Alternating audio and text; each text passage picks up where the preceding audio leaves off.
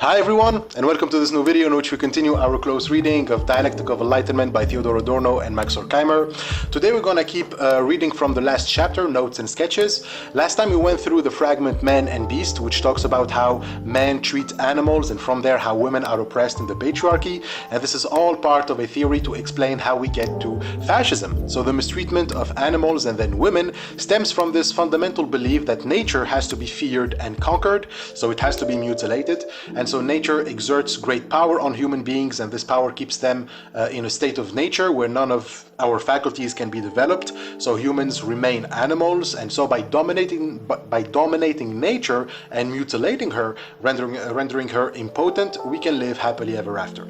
So you would expect that if we go along with this project, we won't find stupid people anymore, because what was holding us back as stupid beasts was nature. So now that it was conquered, surely intelligence, freedom, happiness must be available, right? While the fragments that we are going to go through in this video show quite the opposite. The age of enlightenment, the age of reason, is an age plagued by stupidity, according to Adorno and Horkheimer. So in this video we'll go through the fragments that talk about and are related to stupidity. I compiled 5 fragments, the ones entitled Marked, the one entitled The Genesis of Stupidity, then Thought, then Classification, and finally Interests in the Body.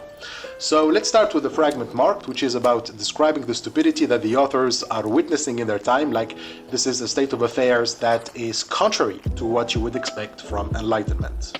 Arriving at the age of 40, the authors claim to notice that people start regressing. Or more exactly, they say that when people reach 40, they notice that the people they grew up with start acting in a strange way. Like they start sabotaging themselves. They sabotage their own business, they sabotage their marriage, they embezzle, meaning that they start stealing money from the companies that they work at, and they all become intellectually boring. Like their conversations are shallow, dull, stupid. Whenever they meet and whomever they meet, they always lack all kind of intellectual stimuli. Like no one among them can intellectually stimulate me.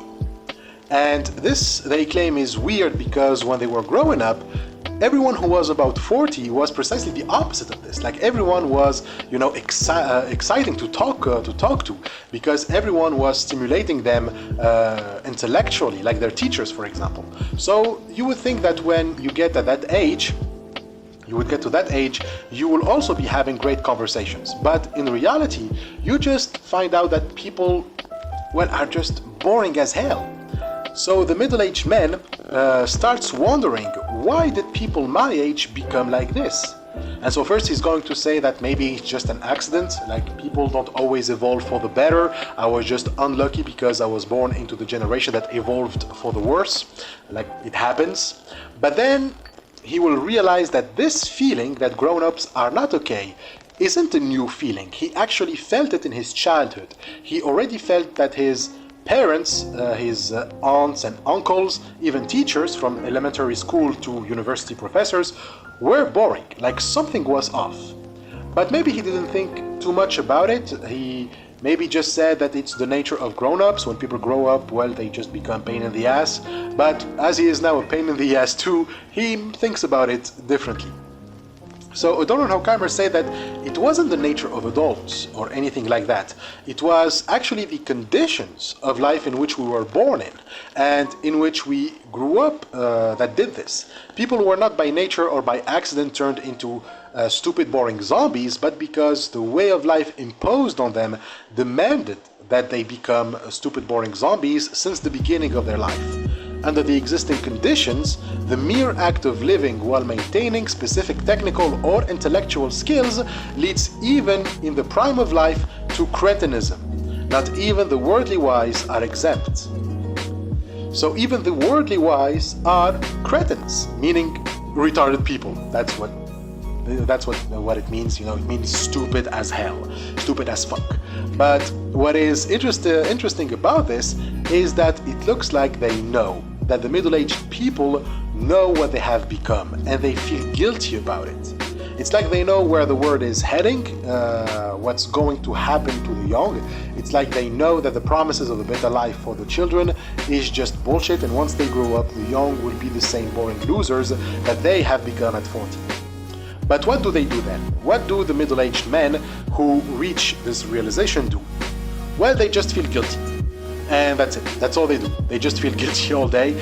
And by feeling guilty, he punishes himself by admitting that he deserves this fate. He punishes himself for betraying the young and for betraying himself by becoming a conformist. And this is a paradox, because if you punish yourself by becoming a conformist, well, then you are not going to help the next generations, right? By understanding that since the beginning of his childhood he was going towards the state of boredom and of decay, he just turns the violence towards himself, but also towards others. Also towards, the next generation. It is as if, in his guilt, he says that he deserves to be this boring asshole since his childhood, and so he doesn't contribute to anything in order to make it, to fix the situation, in order to make it better for the next generation. He doesn't, partake in any collective or revolutionary action.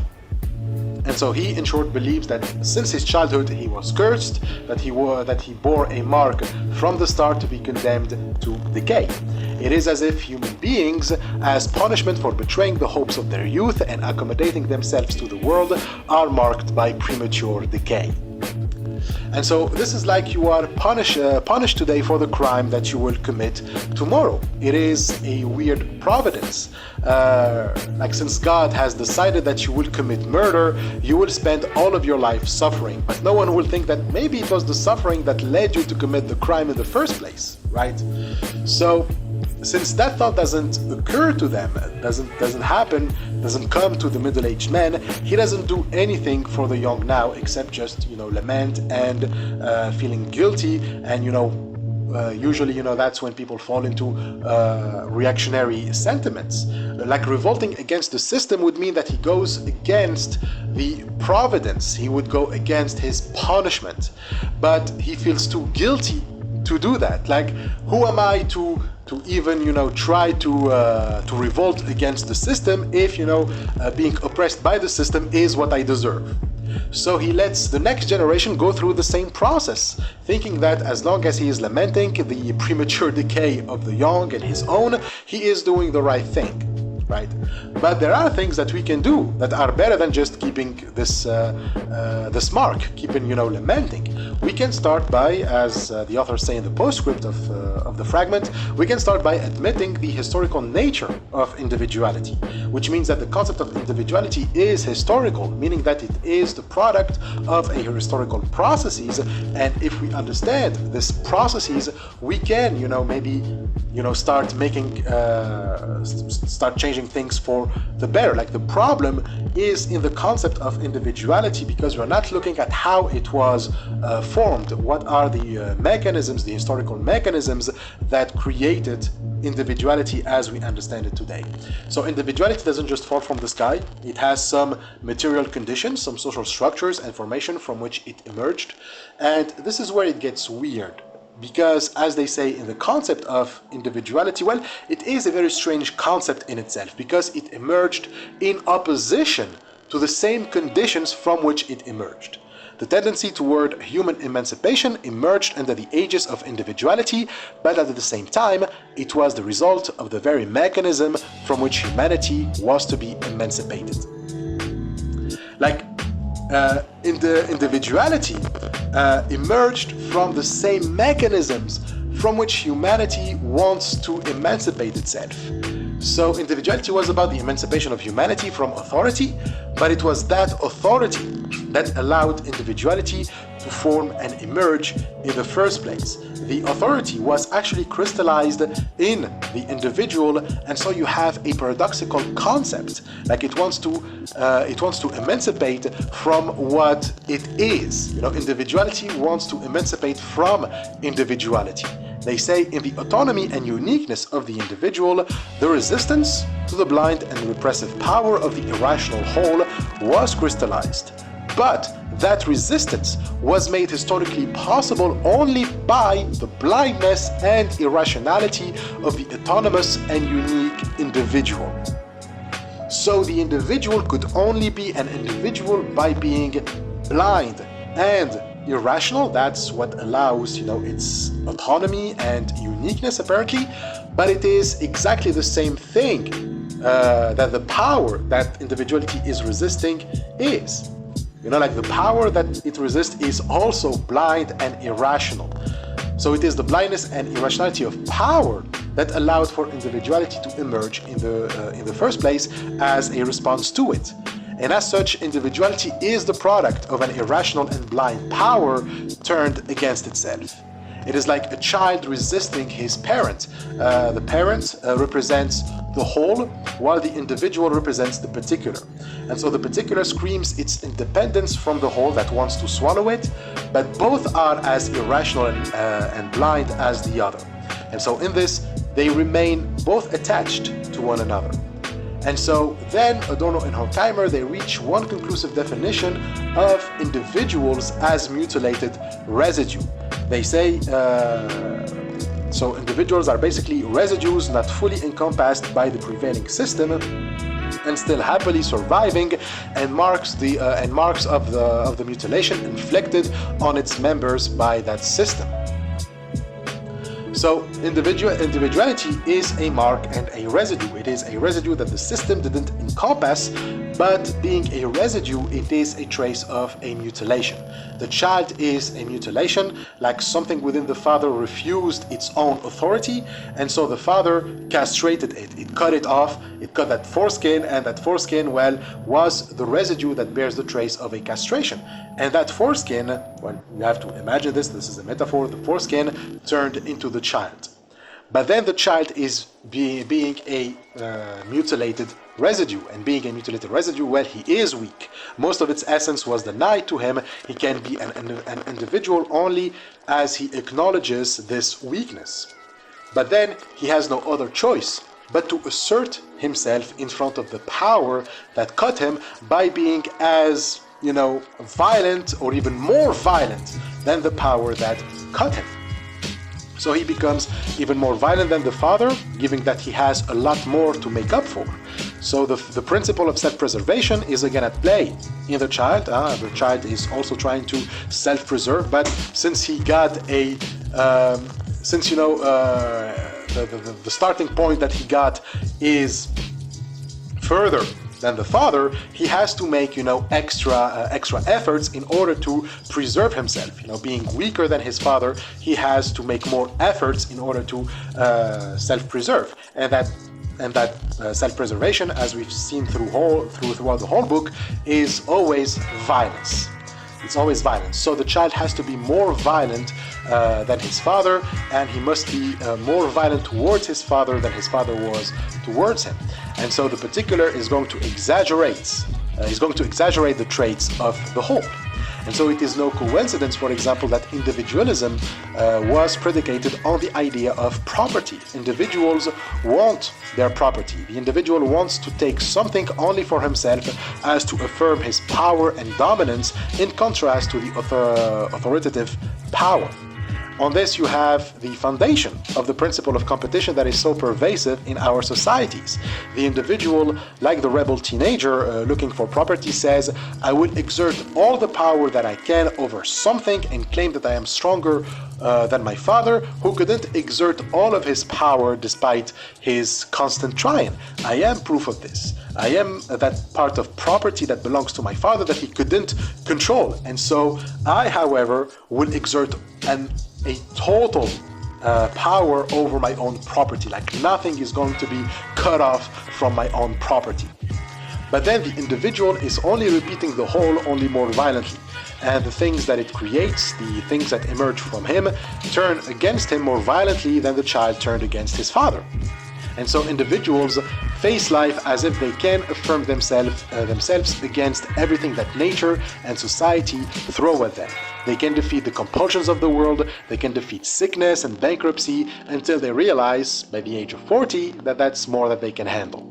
So they realize that they are still subject to that same power they thought to have escaped from. They feel it in every fiber of their being that it is still there. Within its innermost cell, the individual encounters the same power from which it has fled within itself. This makes its flight a hopeless chimera. So this curse, as they call it, is it was already present in the comedies of Molière, for example, and the caricatures of Daumier. Molière, as you know, is like the Shakespeare of France, but he is mainly about comedies, and in his comedies he often portrays an exaggerated and ridiculed version of individualism that tries so hard to have control over everything in their life, but they end up parodies of themselves. And as for Daumier, that's Honoré Daumier, he was a 19th century French cartoonist, and he is known for attacking the bourgeoisie and corrupt politicians and the crown in his cartoons, depicting them in grotesque manners, but also how their values affect the common people. Like there are no individuals in Daumier's caricatures, only caricatures of oppressors denying the individuality of the oppressed. But then the Nazis came along, and the authors argue they fed on this curse that you cannot be an individual. In the concept of individuality, there is its own self-refutation. So the Nazis, they went along with this, and they made this paradox of the concept of individuality its own essence. Like from the start, we are doomed. We are only individuals insofar as from the start we are doomed, we cannot be individuals. And here, Adorno and Horkheimer, they mention Karl Spitzweg. He was a romantic painter, and he's one of Hitler's favorite painters.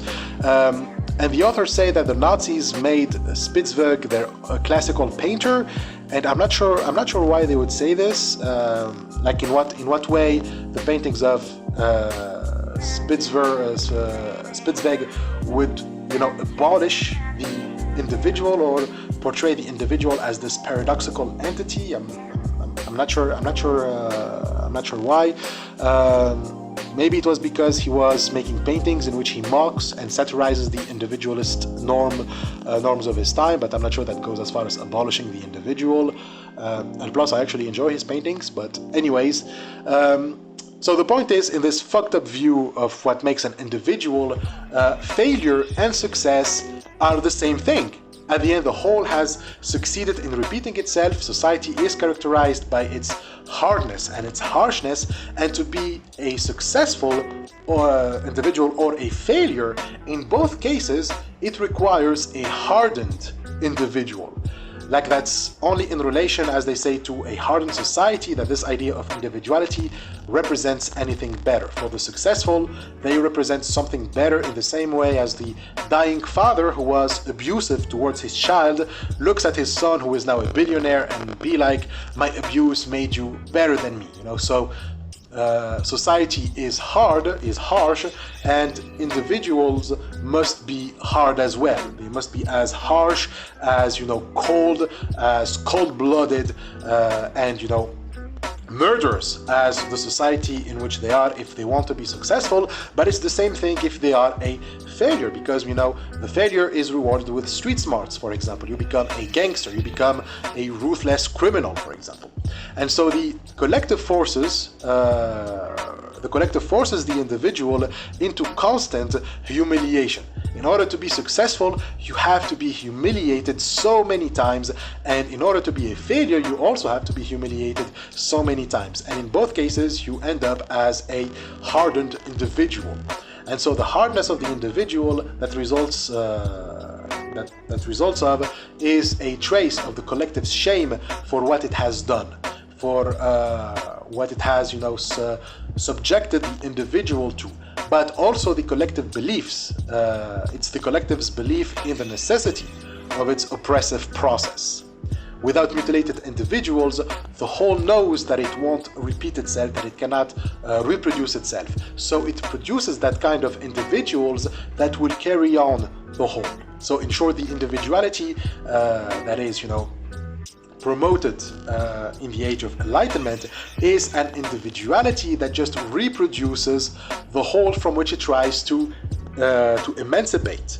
As the authors conclude, the acolytes of today, bereft of self, are the necessary consequence of the splenetic apothecaries, the passionate rose growers, and political cripples of yesterday. So that's for the current state of affairs. The stupidity that the authors see when people reach 40 has deeper roots in their psychology, and it actually starts at childhood. And so this is where we turn to the next fragment, which is precisely about the genesis of that stupidity, like where does it start exactly?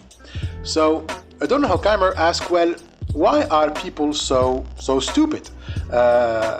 I mean, besides the concept of individuality, which we just saw as very paradoxical, they ask, well, what are the origins of stupidity? And this is where they, and this is where you see their influence from psychology. For them, stupidity is a scar, and so this is to remind us of, again, castration, which we just mentioned, but we also mentioned many times. Like, stupid people are castrated.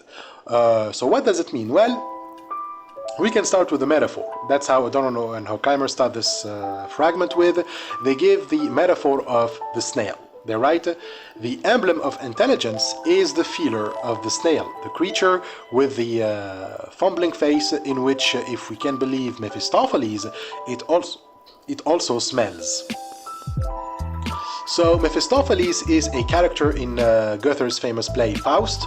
It's about a folk legend about a certain doctor, Dr. Faust, who makes a deal with Mephistopheles, a demon, in order to receive unlimited powers. And in scene 21 of the play's first part, Faust and Mephistopheles go to a mountain in which they will meet witches, and upon arrival, Faust asks Mephistopheles how he is going to present himself to the witches. Is he going to present himself as a wizard or as the devil? And Mephistopheles says that he cannot hide who he is here, and he points to a snail who is approaching him and says, look, even the snail with the fumbling face can smell me. Like, I cannot even hide who I am to the snail. So the feeler of the snail allows it to smell. That's just the reference. Now, back to Adorno and Horkheimer. So the snail can smell with its feeler, but once it smells an obstacle, it retreats back into its shell, and then it crawls out again.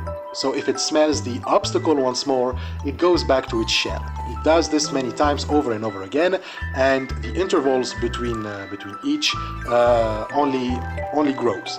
Like, it stays in the shell for 10 seconds, crawls back, the obstacle is still there, it goes back this time for 15 seconds, out again, the obstacle is still there, back in the shell for 25 seconds, etc. But as they say, the snail's sense of smell depends on a muscle, which, if it stays too long immobile, it will not grow. It will not grow, and it won't be able to move a lot. It's like, a muscle that you do not train, and the reason why you don't train it is because, like the snail, you are afraid of the obstacle. As soon as you meet an obstacle, you go back to your shell and you want to stay there. And so the shell is like the comfort zone. So stupidity for Adorno and Horkheimer starts when people treat their comfort zone like the snail treated shell when it smells an obstacle nearby. And so stupidity is therefore the product of a fear which certainly starts in childhood or in infancy. At the earliest stages of our existence, our mental life is extremely fragile. If we are injured when we are fragile, it will leave a big scar on us, a sort of trauma, and we just run back into our small shell and just want to remain there. So the body is crippled by physical injury, the mind by fear. In their origin, both effects are inseparable. So, the longer we stay in our shell, the less developed our minds will be, because we are just afraid that we will get hurt again. So the system in which we live is designed to keep us in our shells. Whenever we try to leave it, it throws a blow at us. And so Adorno and Horkheimer compare the snail with the higher animals who don't have their feelers repressed. The higher animals, their freedom is due to the fact that their feelers got stretched in all directions, and they merely meet an obstacle. They developed to their fuller strength and potential, while other species remained snails. And so creatures whose first contact with the outside was hostile, turn that hostility even towards themselves. The snail on the shell on the snail is like the snail telling itself, telling its being and its very genes that it is fragile and must stay away from the outside world. And so the resistance that we meet from the natural surroundings will castrate us in the same way. Our first attempt of curiosity was met with resistance not just from the outside world, not just from nature, but even by our fellow creatures. Human beings have made it so that the first step outside the first stage would lead to a scar by other human beings. It's like the species is holding itself back because it is afraid of the hypothetical cost of its curiosity. Like millions of years of evolution had led to the formation of fragile creatures with shells. We have hope and goodwill, but the scars and the traumas left us drained with no energy to face the obstacles. We are just tired, and so we abandon ourselves to fate. In the direction from which it has been definitely scared of, the animal becomes shy and stupid. So human beings have therefore lost their revolutionary potential because when we wanted to wander in that direction, we were scared of. As such, we didn't dare imagine other possible forms of social realities than the ones that we are already familiar with. We become shy and stupid. We don't dare to explore, think, imagine, daydream, out of fear of being, inadequate, to be called stupid, which, ironically, we have already become. Like by hindering our own capacities for reflection and imagination, we did make ourselves stupid while afraid of coming off as stupid to others. So whenever we witness stupidity, what we are seeing is actually a muscle that was inhibited instead of being fostered. And within this inhibition, the repetition of awkward behavior begins. In the child, the awkwardness starts with its questions. We often take children who ask many questions as a sign of curiosity and intelligence, but Adorno and Horkheimer are not optimistic about that. If a child asks too many questions, according to them, like it repeats again and again, why, it's more the sign of a scar than of curiosity, right? The child's endless questions are already a sign of a secret pain, a serious question to which it has found no answer and which it cannot frame in its proper form. And so this is a reference to Karl Landauer, who was a psychoanalyst who worked at the Frankfurt School with Horkheimer and who actually psychoanalyzed Horkheimer because Horkheimer had this fear that his students would take him for a stupid person. Like he used to write his lectures with countless notes, and he did it because he felt that if he didn't add the note, he'd fear that his students would call him stupid. So Landauer took on the theme of intelligence and stupidity, and he argued that people, when they are obsessed with not appearing stupid, they would behave like children. If they want to know everything, it's not out of curiosity, but out of a feeling of helplessness and castration. Like the child who asks too many questions is actually asking for reassurance, not only to satisfy a pleasure from curiosity. Being unable to know the answers and having to rely on others only makes the world seem more hostile to the child. Every repetitive question is actually a proof of the resistance of the world, that same resistance that makes the snail retreat back into its shell. So Adorno and Horkheimer say that the questions of a child have two aspects. Half of it looks like playful determination, and the other half is hopeless compulsion. The child is, on the one hand, like a dog jumping over a door handle to open it, and on the other, a lion going back and forth in its cage, or a neurotic person that repeats over and over again his futile defense mechanism, which only makes the situation worse anyways.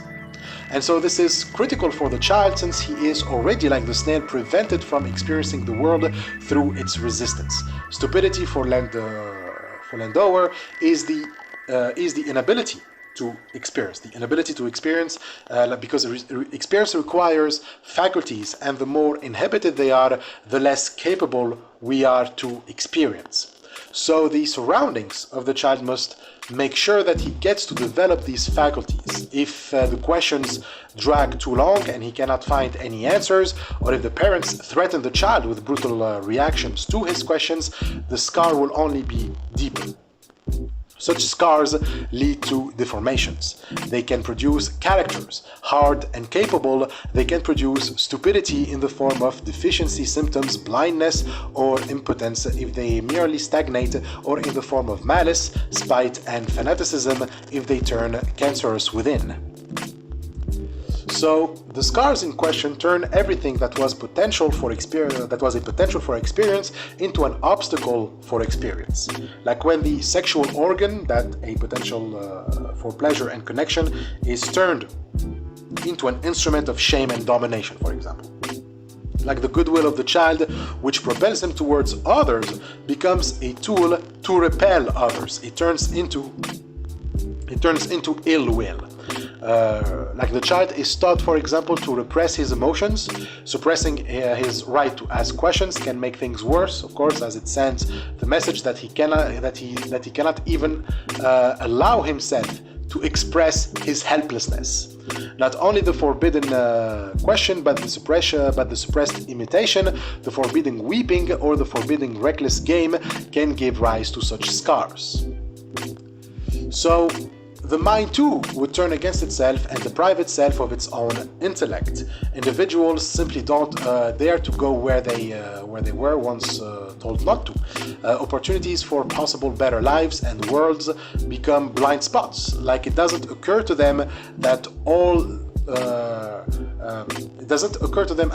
there are ways out of the status quo, that different social models in which people are equal and free are real and can be achieved. So liberalism wanted a society in which individuals have freedom to think without obstacles. It argues that if we suppress someone's thought and experience, then we are taking the risk of repressing something true and useful for the fulfillment of humanity. So in short, when the individual is made to remain stupid, it's all of humanity that is brought into a halt.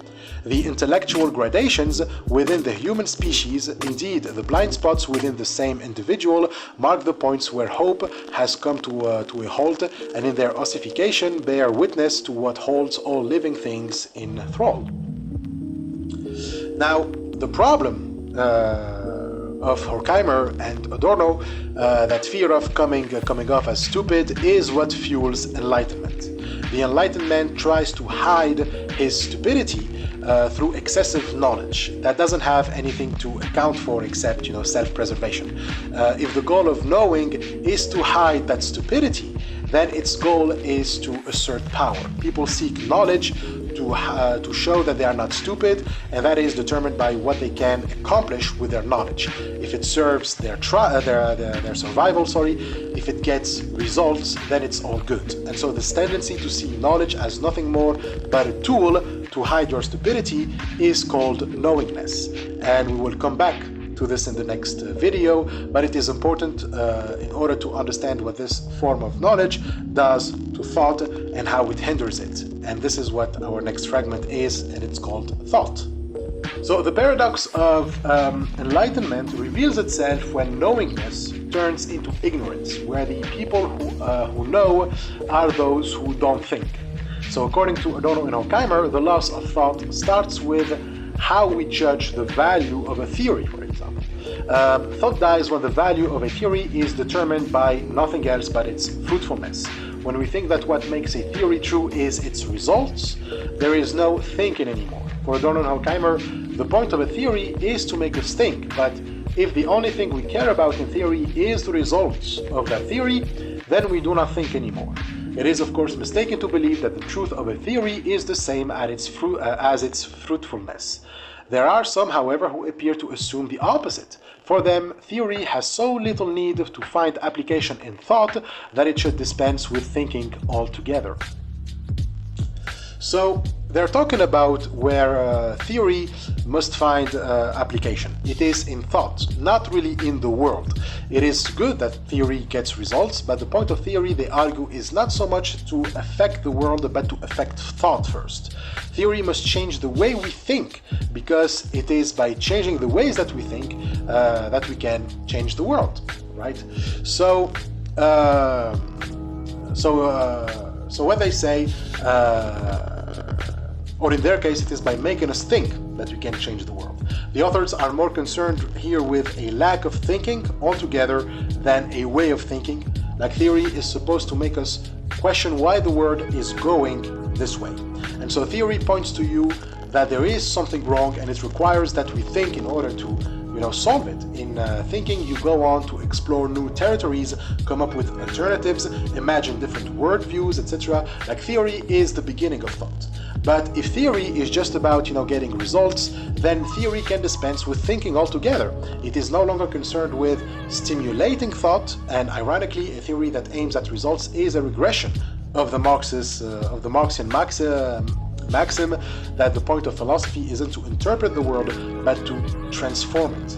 Like Marx famously said that in his 11th thesis on Feuerbach, but he meant what he meant is that philosophers were often concerned with just describing the world instead of changing it. It implies that you are just describing a status quo, describing how things are now, when we should be concerned with how to change it for the better. And so this is taken to mean that we must be more pragmatic, that we should focus on results rather than on metaphysics, on abstract ideas. When today you hear people say, I don't fuck with theory, for example, they mean that what matters is concrete political actions that bring results.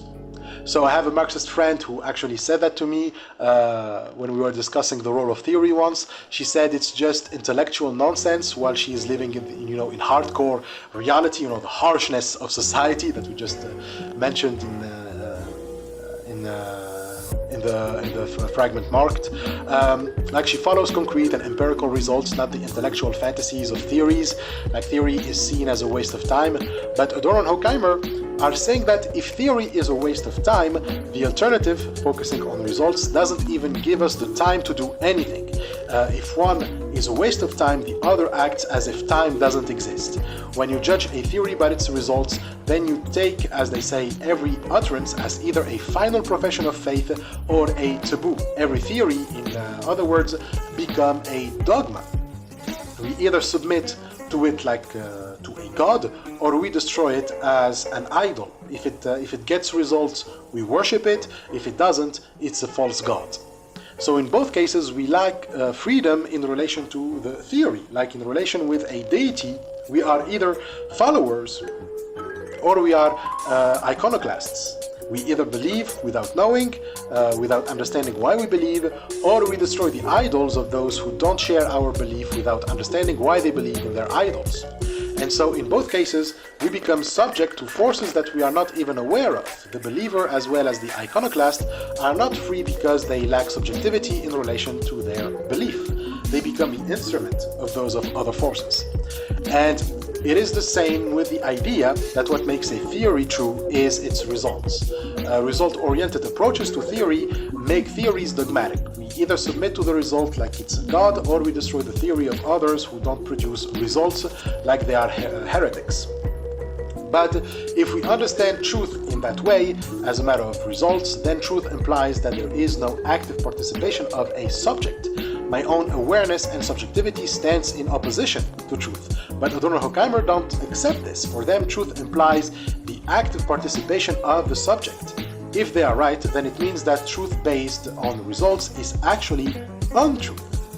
And we already explained since the concept of enlightenment why its positivism leads to the idea that all truth is untruth, that truth is just a community of lies. But the point here is that truth cannot oppress or neglect the active role of the subject.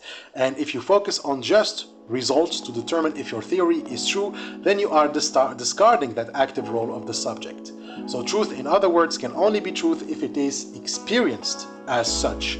Truth requires an awareness of truth. It cannot be true without being experienced as truth. And what allows me to experience truth is precisely my subjectivity.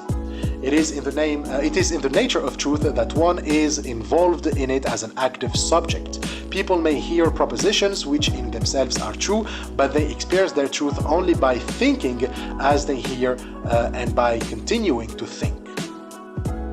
So, subjectivity isn't anyone makes their own truth. Subjectivity here is experience. Like we can say that there is an objective truth on which we can all agree, but that truth must first and foremost be subjectively experienced.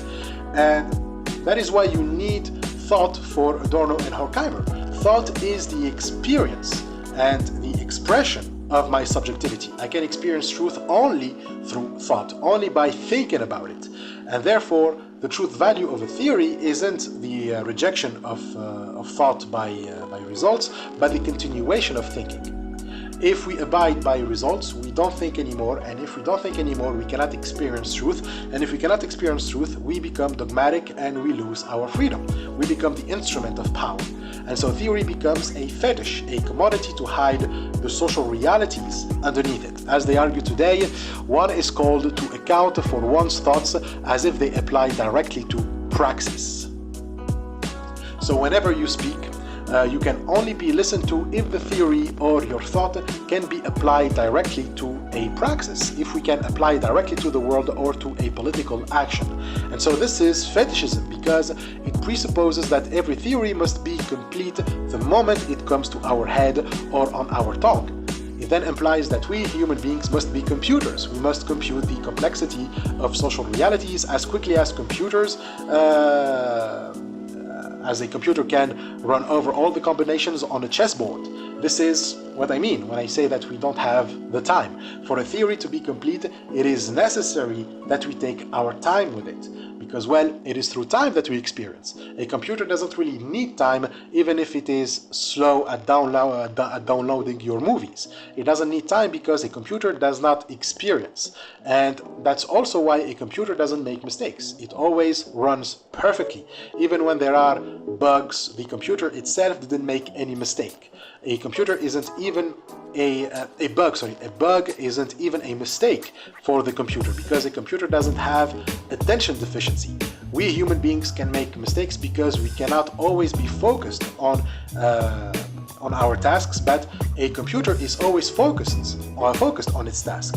We, on the other hand, are imperfect. We have gaps in our thoughts. We are not a process that runs in a monotonous way. Our experiencing comes from the fact that we are human beings, meaning that we are flawed, that we make mistakes. And so in the 1944 edition, there was a sentence that was removed, but that really captured why the focus on praxis is so problematic. It's because it denies to human beings the possibility to make mistakes. In Europe, there is now hardly a country in which one would not be shot for a slip of a tongue. So the slightest slip of the tongue becomes intolerable when you focus on results. Whomever gets the results wanted by power, of course, is like the is like the best computer, and whomever does not get the results wanted by power is like a defective computer. It is tossed aside as if it is worthless. So you end up with a view that whenever an utterance attacks power, or when it plays with the possibility of error, as they say, in both cases it is found intolerable, because in both cases you don't produce results, or at least the result isn't your main aim. And a theory that opposes power is one that is always unfinished, because an unfinished theory requires thinking, and with thinking comes freedom, and freedom stops when theory stops, and when theory is finished, complete, whole. And so the totalitarianism of power stems from its pretensions, its pretentious claim that it brought theory to its completion. We no longer need theory, and that's the basis of totalitarian regimes. We have figured everything relevant already, and that is why they say that the unfinished thought and theory is the only one worth dying for. This is Horkheimer and Adorno who say this. When a theory claims to be true due to its completion, when it claims to be the whole, it is only a part that claims to be a whole by suppressing the other parts. So the proposition that the true is the whole proves to be the same as its antithesis that truth exists only as a part. So the asterisk there is a reference to Hegel's Phenomenology of Spirit in the preface. It's paragraph 20, which states that the true, with a capital T, is the whole. And what Hegel means by this is that things don't exist on their own. They don't have a truth value on their own, but as a process that aims towards the whole. And so the whole, he says, is the essence unfolding or perfecting itself through its development. I go through many stages in my life, a toddler, then a child, a teen, an adult, etc. And none of them can be true in themselves or real on their own, but as a part of a whole process towards completion. And so the essence of the caterpillar, for example, its truth is not in being a caterpillar or a chrysalid, but to be a butterfly. So the butterfly is the whole of the caterpillar, and so it is its truth. So the butterfly is the result of the caterpillar. The whole is the final result, and that final result is more concrete, more real than the beginning. So the beginning is always wrong, it is false, it is, and it must be overcome and surpassed by the next stage. And so the next stage has more truth than the previous one, and therefore it means that it has a right to destroy the one before it. The caterpillar must die so that the butterfly comes into being, which is a better situation. And so it is in the interests of the caterpillar to die for the sake of the butterfly. So now, imagine what would happen if you apply this reasoning to human beings. When you see all of the history of humanity like a caterpillar becoming a butterfly. All of a sudden, all atrocities become justified. All butterflies find themselves justified in killing all of the caterpillars by saying that the caterpillars were defective. They were a downgraded version of us. The caterpillar is a flawed and defective butterfly. Even if, you know, in Hegel's metaphysics, the stage that was destroyed is preserved within the new stage, it still implies that, you know, the caterpillar has to be destroyed. So to claim that the truth is the whole means that the true is the part that is the butterfly. You have a part that imposes its truth on as a whole to justify why caterpillars must be dispensed with. The butterfly says that the caterpillar's mode of thinking is fallacious, it's not logical, it doesn't produce results. As Adorno and Horkheimer say, the most wretched of the excuses which intellectuals have found for executioners, and in the last century they have not been idle in finding them, is that the thinking for which the victim was murdered was fallacious. So the victim's way of thinking was fallacious, and that gave the perfect excuse for the executioners to murder the victim. And so this is how the Nazis were justifying their actions and their genocide. It is okay to kill millions of people if it's for the greater good, if it is for progress, if it is for truth, then we can do it. So now, following this this line of thinking about, you know, how we made errors intolerable, we move to the next fragment, which is about classification, and it starts with an error. It's an error in philosophy that had led to the idea that errors are intolerable, and this error was made since the beginning of philosophy, and we've been paying its cost for almost 3,000 years.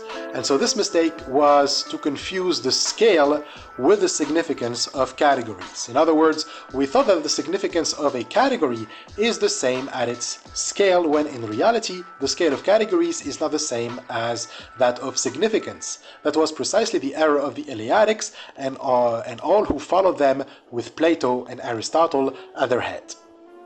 So what does it mean? Well, let's start with the Eleatics.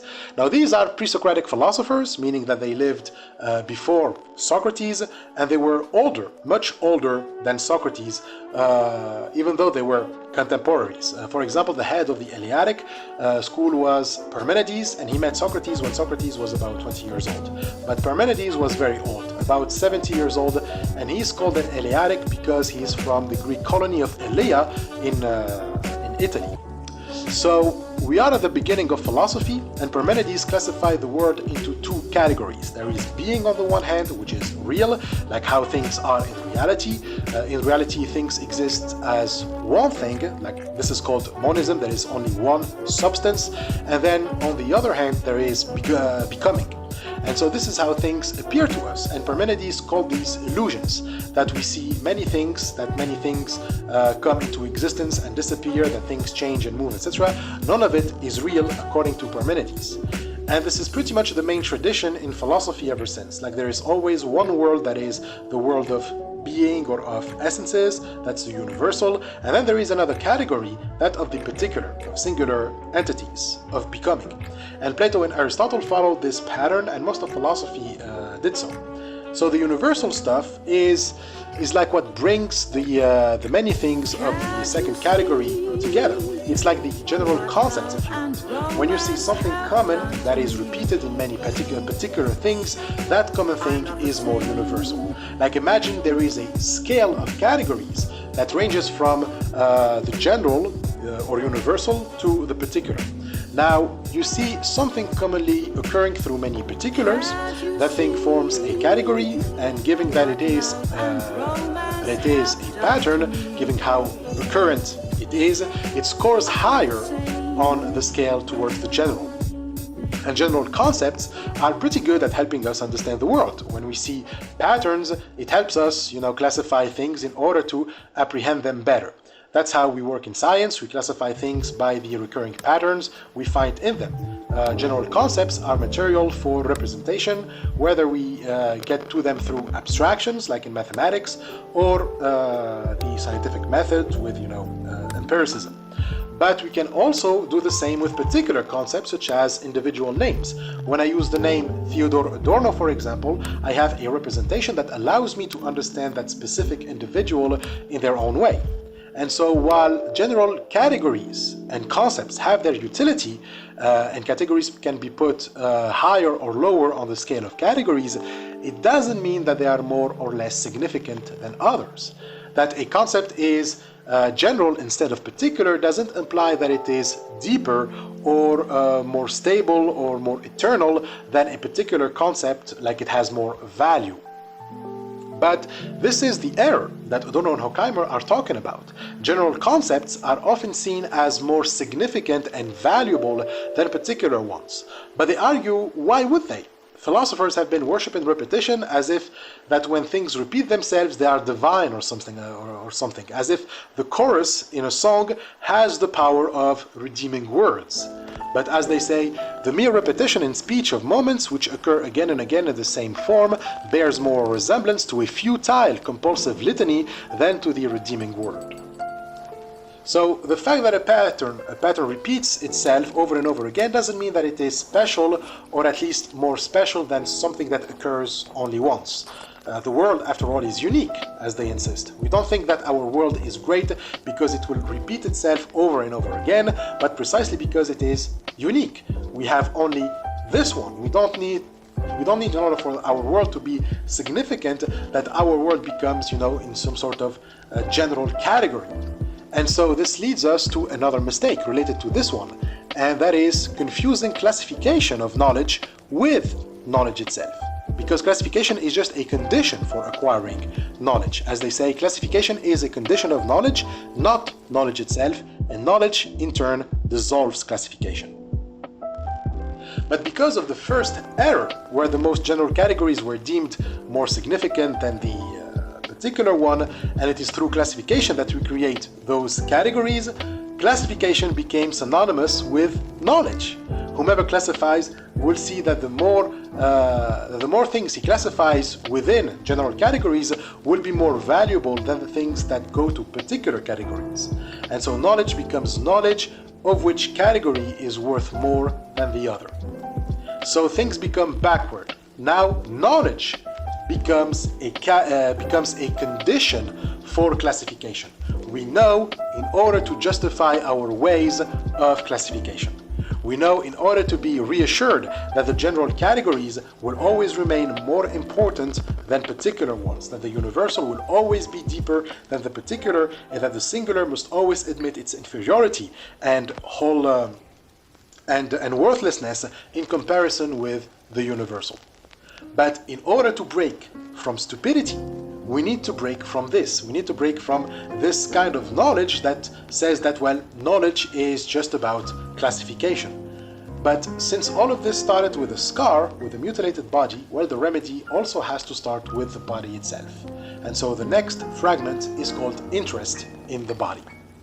So a critical theory of history needs to find interest in the body. History often discarded the role that bodies played, but when we look closer, we see that there is a dark side to history which involves the repression of bodies, the repression of human instincts and passions. Beneath the known history of Europe, there runs a subterranean one. It consists of the fate of human instincts and passions repressed and distorted by civilization. So, civilization has a long record of mutilating bodies and mutilating our relationship with bodies. This is intrinsic to the division of labor, by the way, like we divide processes in many tasks and keep them apart. And so human individuals were also divided into compartments. The relationship between body and spirit, for example, was also mutilated, like the relationship between workers on assembly lines and the rest of the hierarchy. So the process of labor was divided into tasks of producing and the task of enjoying production. The former goes to the worker, they labor and they produce, and enjoyment goes to the boss. And on this, hierarchies become more and more rigid. The more the boss enjoys, the harder the labor of the worker. But the harder it becomes, the less valuable it is in the eyes of the boss. The less the masters could do without the labor of the rest, the more base labor was declared to be. Like the slave, work received a stigma. So, the more labor becomes necessary for the master to enjoy themselves, the more the slave is devalued. And even when labor is celebrated, like in Christianity, it had to be celebrated in comparison to the flesh. Like flesh had to be devalued in order for labor to be celebrated. Labor for Christians is celebrated because it destroys the flesh, which is, the source of all evil and opens the way to hell, right? For the Desert Fathers, Dorotheus, Moses the Robber, Paul the Simple, and others of the poor in spirit, labor was still a direct means of entering the kingdom of heaven. So the flesh opens the door of hell, while labor opens the door to heaven. So the Desert Fathers were a group of Christian monks of the 3rd to 5th century AD, and they lived in the desert, mainly the desert of Scetis in Egypt. I think that's how it is pronounced during the Roman occupation. Nowadays it's located in Wed el-Natrun. That's how it is pronounced, I think, also. So they basically teach that you have to withdraw from society because it corrupts faith. And they put emphasis on the importance of work and asceticism. The idea that the flesh is evil and it must be resisted or controlled because it corrupts, or at least it distracts from faith. So the other mentioned, Dorotheus, now there are many Dorotheuses in Christianity, but the one related to the Desert Fathers is Dorotheus of Gaza. The other two, Paul the Simple, is also a desert father, an actual disciple of Antony the Great, the desert father. Then you have Moses the Robber, who also known as Moses the Black, who was also a desert monk. Originally a slave who was accused of theft and murder. He fled and lived on the Nile with a gang of robbers, but then he converted to Christianity and became a desert father. And so, as stated, for the Desert Fathers, it is by focusing on your work and on asceticism that you can clean yourself of your sins and enter the kingdom of heaven. And This continued all the way down to modernity with Protestantism, with Martin Luther and John Calvin. Adorno and Horkheimer write, "The link between work and salvation was already so convoluted that the relentless injunction to work seems almost like mockery, the boot grinding the worm into the dust." So the boot grinding the worm into the dust is a metaphor for work. Labor is the boot, and our flesh is the worm, and the worm must be crushed into dust.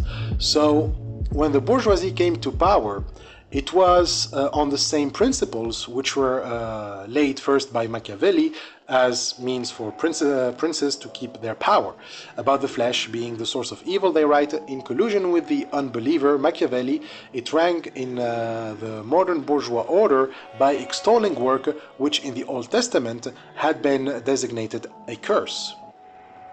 So extolling means praising, and there the reference to the Old Testament is that in it work was a curse and not the way to salvation. But now the bourgeoisie had found a way to justify its domination over others and how it can exploit them. Given that modernity started with the rise of humanism and that God and religion saw their place questioned, there was a vacuum that was settling among the bourgeoisie that was growing less and less religious. And faith was being replaced by enjoyment, and that enjoyment was replaced by the work and toil of the masses. The princes and patricians could console themselves for the religious gulf which had opened between their earthly days and their eternal vocation with the thought of the revenues they would derive from the labor times of others. From the irrationality of the doctrine of election left the possibility of redemption open to them. So in short, they can exploit the labor of others, and then if their consciousness bothers them, they can present themselves as candidates for an election.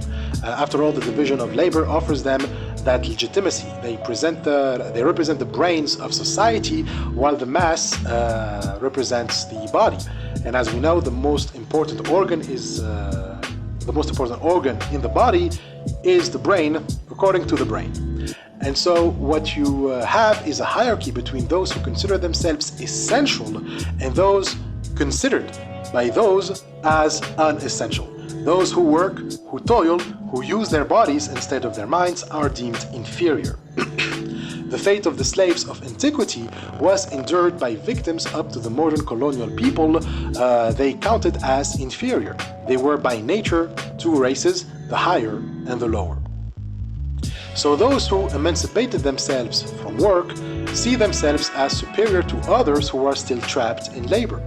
So while emancipation from labor brought about the emancipation of individuals, since it gave them leisure and in which they can produce art, culture, science, and philosophy, the emancipation also brought with it a lot of contempt towards those who still didn't get that emancipation.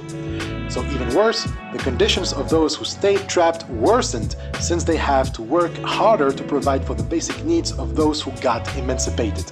So control over bodies increased to make sure that those at the bottom comply with the increase of labor demanded. So as body breaks, the mind of the bourgeoisie nourishes more hatred towards it. The incapacity of workers to fulfill the demands of their masters simply confirmed more the biases that masters have against bodies, that bodies are evil. So the reason why workers don't comply is because their mind is too weak to control their bodily impulses and desires, and they had to see it that way. Workers had to see themselves as bad, to see their bodies as evil, while the mind must be the highest good. But the hatred towards the body was also a love relationship as well.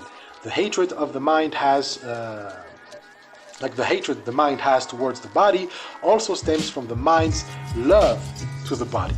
So the body is about desire, and the mind likes desire. And the more it hates its desire, the more desires grow. So you can imagine the love-hate relationship towards the body like when you get attracted to someone toxic. You know that person isn't good for you, but you are attracted to them still. They still have this power over you, this desire, and so when you forbid yourself to be with them, you only want them more. You only want one thing in the world, to be with them again. So they say the body is scorned and rejected as something inferior, enslaved, and at the same time is desired as forbidden, reified, estranged. And so this love-hate relationship to the body leads to a greater exploitation of it. Its attraction leads it to being conceived as an object to be owned and controlled, like the man who finally gets to control la femme fatale, you know. Therefore, the goal of such relationship is only to further mutilate the body, to reduce its potential for liberation, to keep it as something to exploit. And Adorno and Horkheimer mentioned the language of Martin Luther that exemplifies this love-hate relationship. Luther was one of those theologians who reenacted St. Paul's notion that the body is a temple for the Holy Spirit. He doesn't see the body as intrinsically sinful, since for Luther it is through the body that we can experience neighborly love and reinforce, the harmony in marriages and all of that. But bodies were still subject to great potential of corruption due to desire. And therefore bodies must be controlled and subjugated to the harshest treatment in order to be purified. So like Luther, like Paul, makes a distinction between the flesh and the body. One is sinful while the other is clean, but the latter can be influenced by the former. And it is by asceticism that we can save the body. So you have to destroy the flesh in order to save the body, which basically amounts to destroying the body. So you have a whole ideology aimed at controlling our relationship with bodies. Imagine a scenario where you have to kill your lover in order to be together. This is the kind of situation we are in. This is the relationship we have with bodies, and it is far from the promises of salvation. In the relationship of individuals to the body, their own and that of others, is reenacted the irrationality and injustice of power as cruelty, and that irrationality is as far removed from judicious insight and serene reflection as power is from freedom. So, the love-hate relationship towards the body becomes paradoxical and uncanny. We come to know love only through hate, and hate only through love. So the teaching of this is that cruelty and love are indissociable.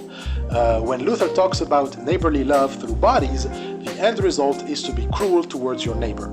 If it doesn't make sense to you, well, don't worry, that's the point. Like the whole the world created through the mutilation of our relationship to bodies, like we can only have a relationship to the body in a mutilated form or a castrated form. That word is irrational and it is unjust. What is being taught is to accept it, is to resign and give in to the world's cruelty. And cruelty is irrational and unjust. It has neither judicious insight nor serene reflection. It is because we accept the cruelty of God that we can find His love. Adorno and Horkheimer mentioned Sade and Nietzsche's theory of cruelty, which we already covered in the second excursus, so go check it, which despite their criticism of religion, they still abide to the same concept of cruelty. Cruelty is about the same innocence found in animals, according to Nietzsche and Sade. It's through it that anything close to peace can be achieved. The same is also true for the narcissists and in the death drive in Freud. The myth of Narcissus for Freud is about an asocial individual, asocial, now the whole word, it's not a/social. It's a social individual whose libido is directed towards his ego. Like normally the libido for Freud should be mostly directed at other people, at the external world. But here sexual desire is turned towards one's self only. So it is a psychological interpretation of cruelty, since cruelty too lacks the socializing aspect. Narcissists withdraw from the social world, and their only relationship with it remains an instrumental one. All that is left is one's own jouissance, which is, pushed to its extremes until one reaches the death impulse. In short, you apply what we said in the second excursus and what we said about Nazis running after their own ruins, and you get to this situation. Bodies are seen as nothing more but a passive property, an inert raw material. And it is this view of the body that gave rise, according to the authors, to modern culture. Only culture treats the body as a thing that can be owned. Only in culture has it been distinguished from mind, the quintessence of power and command, as the object, the dead thing, the corpus. So as such, humanity, in its long flight from the body, has reduced itself to the body, to the corpus, to what is dead and deprived of mind. Everything became a corpse. Everyone is seen as a corpse. So to be reduced to the state of the corpse means that human beings don't even get to affect one another, to even be aware of one another's presence. So cruelty, according to the authors, first stems from a repression of the proximity with the body. Bodies touch, they produce odors and fluids, they can provoke disgust. People are often disgusted by slimy and smelly things because in them there is a feeling of dissolution. By being in contact with the body, we can get absorbed in all those fluids and disappear in them. And so that reminds us of how close we are to the earth, to the worm, and to the dust. So people remind us of that. Bodies remind us of that, that they remind us of death, of decomposition, of annihilation. And so culture, being the walls to nature, promises us freedom from the fear of annihilation. It mutilates our senses so that we don't touch, smell, or taste. So proximity is denied. And so, as Adorno and Horkheimer argue, the sense of smell allows the male animal to be attracted to the menstruating female. And so these relationships based on bodies had to be repressed for civilizations to emerge. And as Freud argues, and he's again referred to by the authors, it is through repression of libido that civilization and culture were possible in the first place. Hence, liberation of bodies means a return to nature, the same nature against which culture claims to offer protection. Hence, bodies in all cultures become a taboo. In Western civilization, and probably in any civilization, what pertains to the body is tabooed, a subject of attraction and revulsion. And so this duality regarding bodies as both attraction and revulsion can be seen in Greek culture. Greeks put emphasis on the body. They wanted to be attractive and show individual physical prowess. The way they shaped their bodies in gymnasium, their ideal of physical beauty, was conditioned by power. The beautiful body, the kalos kagathos, had as objective the affirmation of personal power. Working out was basically showing off. The kalos kakatos was only partly an illusion. In part, the gymnasium was needed for the actual maintenance of personal power, at least as training in the lordly posture. So as such, the role of cultivating your body isn't for social purposes. It isn't to cultivate contact with others, but to affirm one's power over others. The same principle is at play in feudalism, and even more so during the rise of the bourgeoisie and later on industrialism. The bourgeoisie may not train their bodies in gymnasiums like the Greeks, but that's because they in turn have been submitted to the power of something greater. Like the Greeks, the Greek athletes submit those who don't have the same posture, the masters of the modern world, to have become the slaves to another higher ruler, the apparatus. It is no longer through direct force. It is not through the sword that power is established, but through the apparatus that forged the sword. So even if the bourgeoisie has the bodies and swords to oppress those below them, those bodies and swords were forged by an apparatus that oppresses the bourgeoisie. So in other words, given that the apparatus now does the job, bodies are no longer needed. It's like when you have the police, you no longer train. You have the police apparatus to use violence on others, to protect you. You no longer need to protect yourself, so the rationale to enhance the male body becomes obsolete. And so this is where the romantics enter the stage. They have realized that there is part of a big machine, that they are part of a big machine that is making them docile, that is robbing them of their strength. It's basically Fight Club. Men realize that the modern world has taken away all of their force and has turned them into bodies, and has turned their bodies into fluid fat. And so what do? Well, they tried to resurrect that ideal body because at least it gave them a sense of agency. However, that ideal body was itself an illusion, as we've said, something dead and mutilated already. The romantic attempts to achieve a renaissance of the body in the 19th and 20th century merely idealized something dead and mutilated. So mutilated means in this context castrated from its potential to form free individuals as well as forming collective connections. So the phantasmatic body of the Greeks, as they point, is a pseudo-ideal, like we have pseudo-individuals and pseudo-collectives. Like the Romantics did get the problem right. They pointed to the right issue, that there is something wrong, and they kind of knew what it was. Yes, modern culture, or culture in general, is making us passive and dead inside, but they got the conclusion wrong. Nietzsche, Gauguin, George, and Clyges recognized the nameless stupidity which is the result of progress, but they drew the wrong conclusion. They did not denounce the wrong as it is, but transfigured the wrong as it was. So their mistake was that they transfigured the wrong as it was instead of denouncing it as it is. What this means is that instead of understanding what was really going on right now, to denounce the wrong as it is right now, they glorified an old version of the wrong. It's like when religious reactionaries who are dissatisfied with how things are now be like, we have to go back to the old ways of the times of the prophets instead of finding new ways to be, freer ways to be. So that's basically what Nietzsche was doing with the Greek poets and philosophers. And the reason why that's wrong is because nostalgia isn't going to be what breaks this system. This system itself feeds on nostalgia, on simulation. The system in question is a system that runs on advertisement, right? So if you want to fight against a system that is powered by ads with an illusion, it's like stabbing water. So to reject mechanization and industrialism in a nostalgic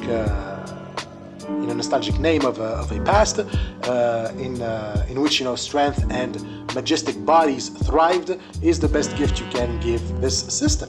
That's because there is nothing easier to market, nothing more marketable than nostalgia, especially one about perfect shaped bodies. Already, the ideal body of ancient Greek culture was mutilated. It was a mutilated relation to the body. But now that you can market it like we know how we market today, you are going to mutilate that relationship even more. As they write, against their will, artists reworked the lost image of the unity of the body and mind for the advertising industry. So the lost image of unity body and mind is precisely what we today call beauty standards, which keeps us far away from bodies as possible. They are the perfect illustration of a simulation of bodies. So we are denied a relationship with actual bodies because bodies are hairy, they are smelly, and that will lead us back to nature somehow. So instead we must have a simulated version, a simulated relationship with it. We have a relationship not with bodies, but with images of bodies. So mutilation is when you are cut off from how things are in reality. This doesn't mean that reality is all sunshine and rainbows. We're not going to find a road in a cornfield towards the sunlight like in Charlie Chaplin's movie ending. Actually, reality is harsh and fucked up, but we can't look away from it. In the context of Adorno and Horkheimer, behind the images of advertisement, behind the paragons of vitality, the blonde hair and the skincare, the Holocaust was taking place. Nazis were torturing and shooting people in cold blood like it's nothing. Fascists are able to shoot real bodies because first they don't see them. What they take to be reality isn't the bodies they murder, but those they see in films and publicity. It's not even the leaders who get dirt on their hands. It's their troops who do the killing. The leaders are furthermore removed from the bodies that die and burn under their commands. So the troops are themselves victim of the apparatus that thinks in their place. And so the acts of the troop are giving reasons by the leaders and the apparatus. They don't have to think on their own about what is happening in front of them. In front of them, they are just empty shells anyway, nothing that we cannot replace. You know, as long as we have the image of the ideal body, there is no reason to care about those we shoot. The image of the ideal body as presented in advertisement therefore replaces the concept of a soul, which can no longer be conceived as belonging to a body. The body loses even its status as an envelope to the soul. So the body remains trapped as a corpus, as a corpse. To reduce the body to a corpse is to dominate nature. Nature too, the earth, is stripped of its life. Again, remember the attacks formulated by Enlightenment against animism. The denial of animism leads to reduce the body and earth to just raw dead matter. But according to Adorno and Horkheimer, the life of bodies and earth was what maintained the connection between people. Once it is dead, human beings are cut off from one another. And so this severance is the sublimation of the love-hate relationship to the body into civilization. The theory of sublimation in Freud is that we cannot fulfill the desires of our libido, and so we convert that energy into something else, into civilization. So here the mutilation of our relationship with the body is sublimated into a civilization. The spirit of the body, the animistic part that is severed, is sublimated in medicine, for example. When the body loses its vitality through diseases, medicine brings it back to life, so to speak. And so likewise, the sublimation of our mutilated relationship to the earth is sublimated into technology. What we couldn't do with the body and the earth, we do it through medicine and technology. They operate as a substitute, if you want. Now, it is undeniable that civilization has to be like that. A certain mutilation is necessary, and it is undeniable also that medicine and technology are productive in that regard. But the next sentence in the fragment, which is one of the longest sentences you will ever read in your life, I think, contrasts that with the more direct mutilation, the one that leaves you completely impotent. So let's take a deep breath for this next one, because this is a sentence. But the murderer, the killer, the brutalized colossi who are used by the ruling powers, legal and illegal, great and small, as their clandestine enforcers, the violent men who are always on hand when there is someone to be dispatched, the lynchers and clan members, the bruiser who steps in when someone answers back, the terrible figures to whom everyone is delivered up as soon as the protective hand of power is withdrawn from them, as soon as they lose wealth and position, all the werewolves lurking in the darkness of history and sustaining the fear without which there is no domination. Okay, so basically they are talking about fascists. Fascists are the murderers, they are killers, they are the brutalized colossi that enforce the ruling powers. It's the Nazi officers, those who shoot in cold blood. They are the figures of authority that beats you when you talk back to them. They are the figures to whom you are delivered once power no longer protects you. Think of the Jews in Nazi Germany. Power ruled them out of its protection. They have no laws to protect them. They are left to the mercy of criminals, not only officers, but even to the basic criminals. So think about a prostitute who cannot turn to the police when she is being mistreated, who cannot, afford to go to hospitals because she can get arrested. She is completely at the mercy of brutes once power withdraws its protective hand. And so, as they say, those who lose wealth and position, those who are socially the most vulnerable in fascism, they are the ones that receive no protection. In other words, power only protects the powerful and throws the vulnerable to the sharks and to the werewolves. And so this is necessary for power to maintain itself. Power keeps its grasp on you by showing you what happens to you if you don't comply. If you lose your wealth and position without privileges, you are nothing. The fear to lose one's privileges leads you to comply and to obey. Because we need medicine and technology, because we need what sublimation has produced, we accept the fate of those who are excluded, those who experience mutilation in its most brutal and direct form. And so the fascists must exist to remind us of fear and domination. Because as they write, in them the love-hate for the body is crude and direct, They desecrate what they touch, they destroy what they see in the light, and this destruction is a rancor against reification. In blind rage, they repeat against the living thing what they cannot make undone, the splitting of life into mind and its object. So we also have an explanation of why the fascist is the way that he is, why he is the murderer, why is the murderer killing. The fascist is himself a rebel against mutilation. He is destructive because what he wants to destroy is that mutilation. The authors say that fascists have a rancor against reification. Reification is when you take something and you take it apart and then you put it back together. And so fascists are themselves victims of the mutilation of society. They don't want to be reified. They have been, reified, but they don't want to be reified. But they are incapable of breaking the process. They try to destroy it, but they simply reproduce it. Then they try to undo what happened to them, that their life was split into mind and its objects, that their minds and bodies were severed. They try to undo that, but in their destructiveness, they simply reproduce it against the living. Jews, the sick, the sexual deviants, as they call them, etc., and the ones who receive this hatred in the name of the fascist love for the bodies. So it only attracts them in order to be put to death in an act of revenge. What fascists are after is revenge for the life stolen from them. Since he didn't live, nothing shall live. So the brutality that he experiences in life is generalized in all of life. So the phrase that life is unjust, that life makes us suffer, means that no one gets to live. Life becomes a pathology. Enjoyment and pleasure a sign of something isn't right.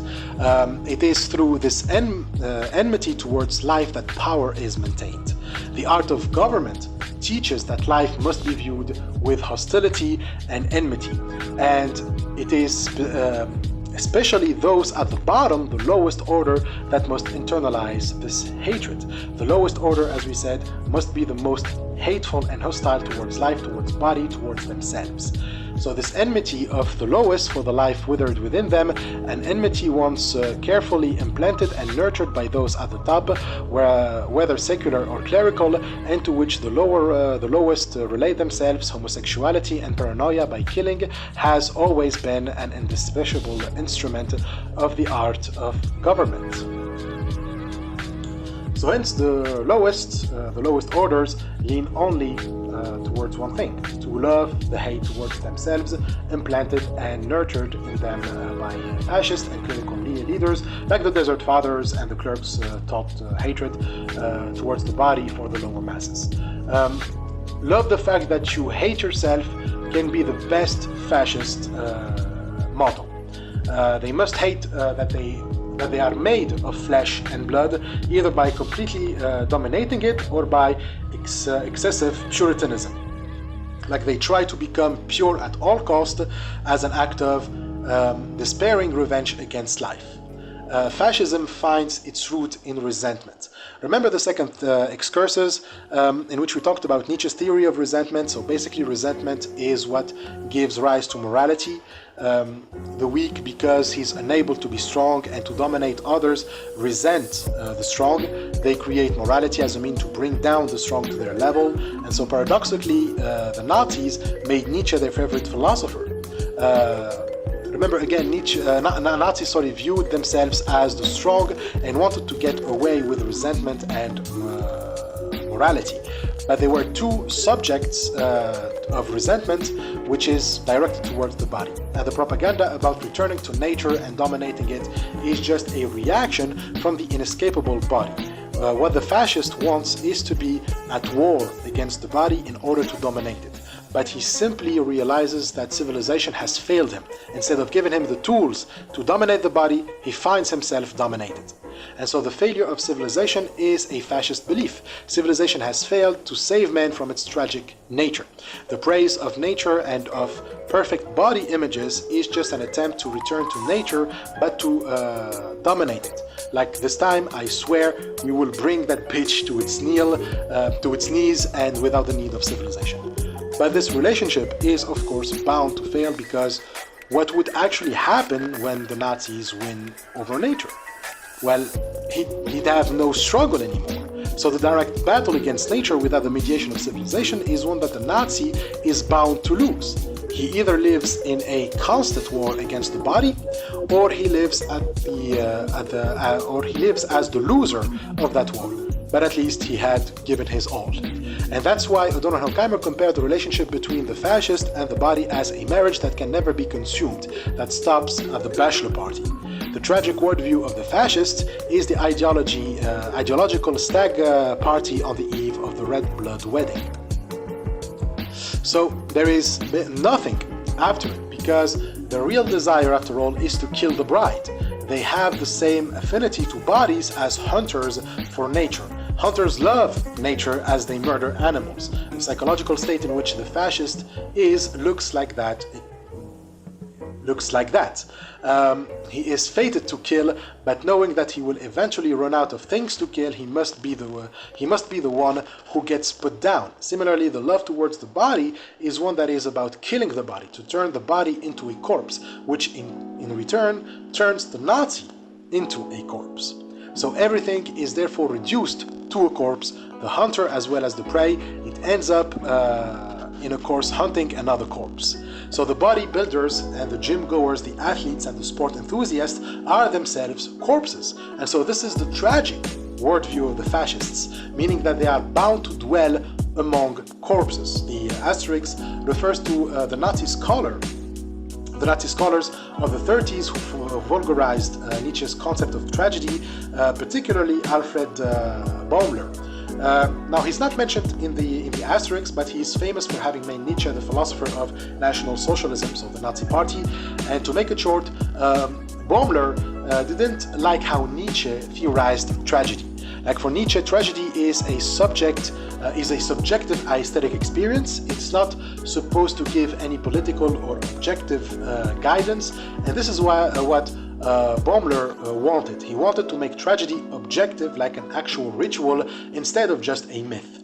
He wanted people to view tragedy like a cult, as an actual cult, and that cult would be a cult of tragic heroes. Like Baumler wanted the state to take charge of that cult, so that it produces tragic heroes like you have in Greek tragedies.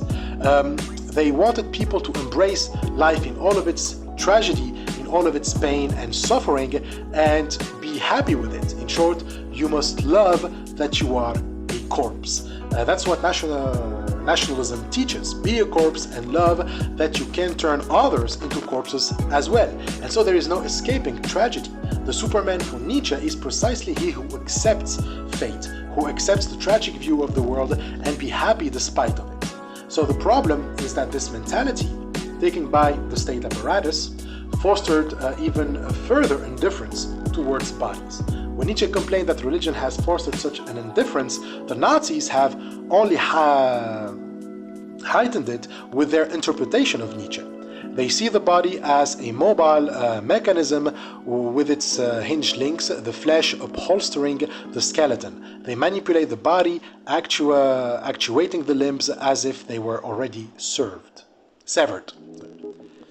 So they look at the body like it is just limbs severed, as if there is nothing organic despite all of their praise to organic life. They destroyed bodies while celebrating them.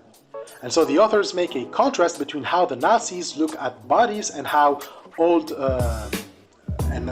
Jewish traditions view the body.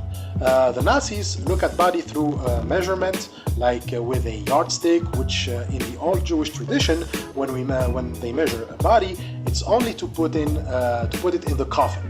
Like corpses are to be measured, not living beings. So they say, unaware, they measure the other with the eyes of the coffin maker. They measure the body with the eyes of the coffin maker. The truth comes out when they state the result, calling the person tall, in German long, short, fat, heavy. They are interested in illness, anticipating their fellow dinner's death in what he eats, their interest being only thinly rationalized by concern for his health. So in other words, everything is looked at through a dead scientific gaze. Bodies have their parts divided, each classified separately. There is no contact. Even language has taken a form in which the very idea of organic connection is omitted. And hence, as the authors say, everything is turned into quantifiable units and associations with productivity. We don't stroll, we exercise. We don't eat food, but calories, etc. And so they say, along with the morality rate, society is reducing life to a chemical process. So the division between body and mind ended with reducing the body to raw inert matter and life to a chemical process. This then justifies the cruelty that fascists throw at others, especially those of the lowest order. So the cruelty is direct, like the cruelty of a predator towards a prey. In the attempt to dominate nature, the fascist has only reproduced it in its crudest forms. And so the reign of nature is repeated within society. At the lowest level of the hierarchy, cruelty is therefore unsublimated. As we said, when we move from nature to civilization, there is a process of sublimation that allows people to create culture. Their desire for revenge turns into a creative force instead of a destructive one, but left in its unsublimated form, that leads to a destructive force completely irrational and uncontrolled, and it is directed towards the prisoners in concentration camps. There, the rebellion of despised nature breaks out in a direct form. The executioner is ruthless with the prisoners. And so the prisoner is seen as a freak of nature, someone who is still surviving the schism of body and mind. They are the decadent, the sexual libertines, those who cannot control their urges, and as such they are literally treated as animals. And so cruelty in fascism is to take again the image of marriage, like a marriage that is never consumed, but in which the wife is the property of the husband. The husband wants her, he desires her, but if he allows himself to consume the marriage, then he will lose his power and his identity. So bodies, again, are about fluids, mixture, proximity, in which identities become fluids. And so such a state is both craved and feared by the fascist. The more he wants it, the more he prohibits it. And the more he prohibits it, the more he wants it. And so its only option is to apply direct violence, for at least in violence you can have a direct contact with the object of desire without losing your power and identity. So sexuality has to be repressed to the fullest. Prisoners are treated in that way as embodiment of sexuality, and hence they must be severely punished until all traces of sexuality have been eradicated from them. Sexuality is the body unreduced. It is expression that which the butchers secretly and desperately crave. In free sexuality, the murderer fears the lost in the immediacy, the original oneness in which he can no longer exist. It is the dead thing which rises up and lives. So the body is a dead thing, but when it reclaims its sexuality, it rises up again and lives. And so this puts the power of the fascist in jeopardy. The fascist looks for a loophole. How can I make everything one? How can I have direct contact without losing my privilege?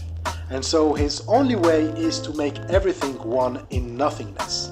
The fascist denies his own humanity as he denies that of his victim. Without it, all there is left are corpses. Some inflict violence and others receive it. And so being the former is the best deal that the fascist thinks that he's going to get. For him, the victim represents life which has survived the schism, and it must be broken, and the universe must be nothing but dust and abstract power. So to break from this, we need a healthy relationship with bodies. We need to take interest to the body and how it was repressed in society and in civilization. And the next time we are going to go through the fragments about, that continue this idea of isolation, when you mutilate the body so much that you create atomized and isolated individuals, and how fascism and propaganda rely on this. And this is when we are going to talk about knowingness, when we mentioned it earlier. So that's it for today. I think that I hope that you enjoyed this video, and as always, thank you for watching. I will see you next time, and I hope that this helps you for understanding difficult texts and reading them at your own